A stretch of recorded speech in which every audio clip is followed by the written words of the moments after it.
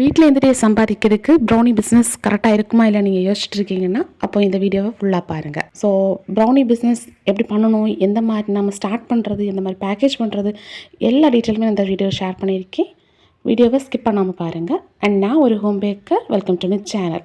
First நம்ம brownie business start பண்ணுறதுக்கு நமக்கு முதல்ல ப்ரௌனி பண்ண தெரியணும்.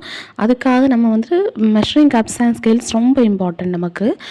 ஏன்னா நம்ம வந்து ப்ரௌனி பர்ஃபெக்டாக வரணும்னா வெயிட் அது மாதிரி நம்ம கிராம் மெஷர்மெண்ட்ஸில் பார்த்தா மட்டும்தான் பர்ஃபெக்டான ஒரு ப்ரௌனி பண்ண முடியும். நெக்ஸ்ட்டு நமக்கு தேவை பவுல், ஸ்பேச்சுலா, ஃப்ளார் ஷிஃப்டர்.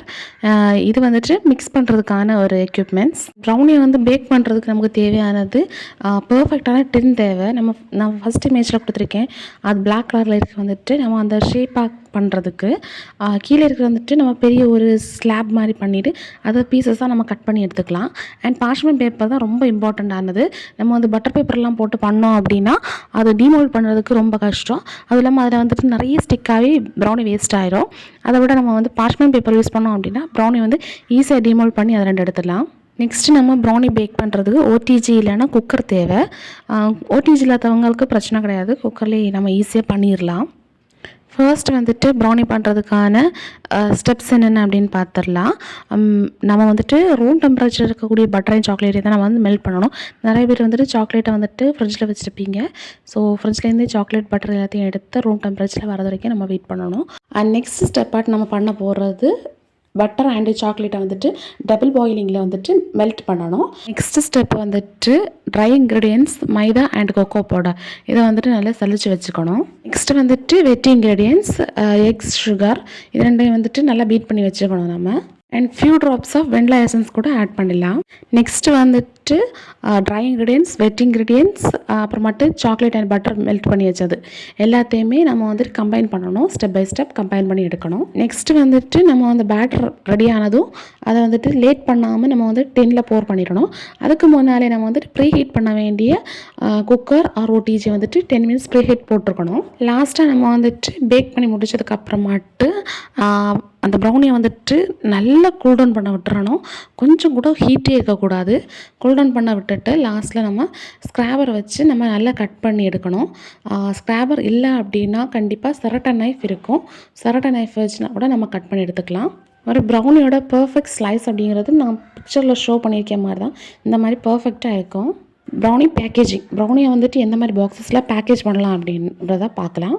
நம்ம வந்து பிவிசி பாக்ஸஸ் இப்போ அவைலபிளாக இருக்குது. நம்ம வந்து எந்த மாதிரி பிவிசி பாக்ஸ் நமக்கு அந்த ப்ரௌனி பேக் பண்ணுறதுக்கு சூட்டபுளாக இருக்கோ அந்த மாதிரி பர்ச்சேஸ் பண்ணிக்கலாம்.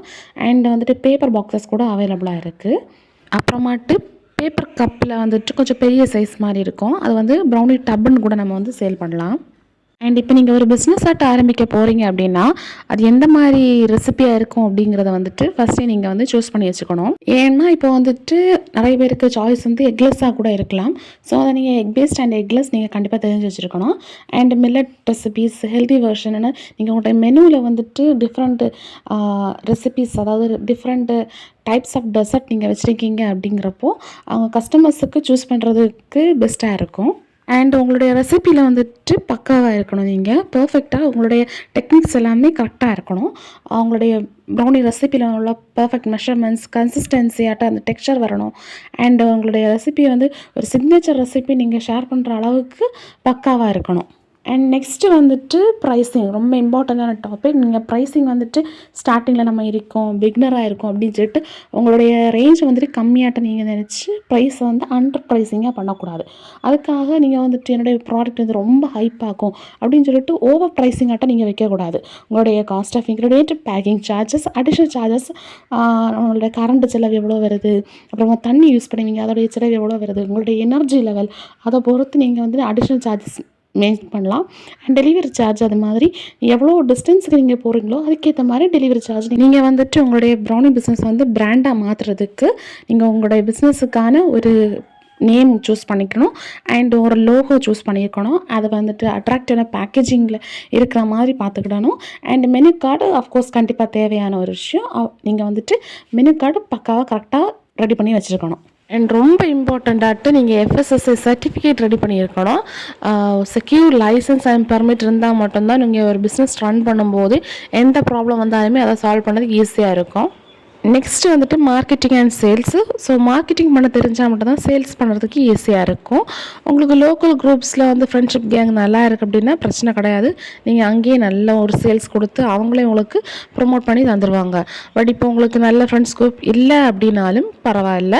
நீங்கள் வந்து இன்ஸ்டாகிராம், ஃபேஸ்புக்கில் கூட நீங்கள் வந்துட்டு நல்லா ப்ரொமோட் பண்ணலாம். இப்போ எல்லாருமே அதில் தான் ப்ரொமோட் பண்ணிகிட்ருக்காங்க. ஸோ ஈஸியாக நீங்கள் அதில் ப்ரொமோட் பண்ணிடலாம். நெக்ஸ்ட் உங்களுடைய ப்ரௌனி பிஸ்னஸை வந்துட்டு க்ரோ பண்ணுறதுக்கு கொலாபரேஷன், அதாவது கொஞ்சம் ஃபாலோவர்ஸ் ஜாஸ்தியாக இருக்கிற இன்ஸ்டாகிராமும் ஃப்ரீ கொலாபரேஷனில் நிறைய பேர் போட்டிருக்காங்க. ஸோ அவங்களுக்கு கூட கொலாபரேஷன் பண்ணி அவங்கள்ட்ட வந்துட்டு உங்களுடைய கஸ்டமரோடைய ரிவ்யூ ஷேர் பண்ணி கூட நீங்கள் வந்துட்டு க்ரோ பண்ணலாம்.